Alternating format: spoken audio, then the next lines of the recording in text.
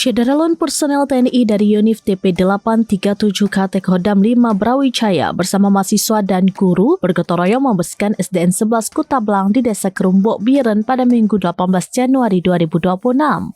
Sekolah yang terletak di pinggir jalan menuju Cot Ara itu terdampak endapan lumpur tebal akibat banjir.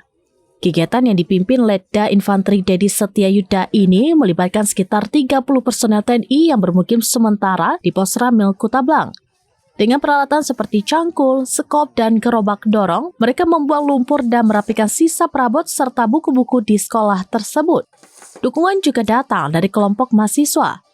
Syifaur Rahma, ketua kelompok KPM dari UIN Araniri bersama 5 rekannya turut serta.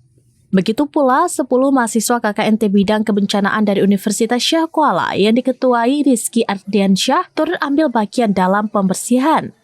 Sebelumnya, sekolah tersebut telah dibersihkan oleh guru setempat bersama K3S Kutablang, relawan PMI, KNPI, serta relawan lainnya. PLT Kepala UPTD SD Negeri 11 Kerumbok Kutablang, Nurliana, menyaksikan langsung kegiatan gotong royong tersebut.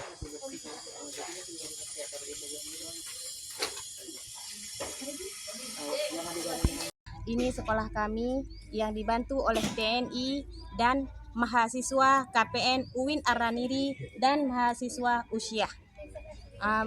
Inilah sekolah kami yang terdampak banjir dan lumpurnya yaitu 1,5 meter. Kami mengucapkan ribuan terima kasih kepada TNI, mahasiswa UIN Araniri dan mahasiswa Usyah.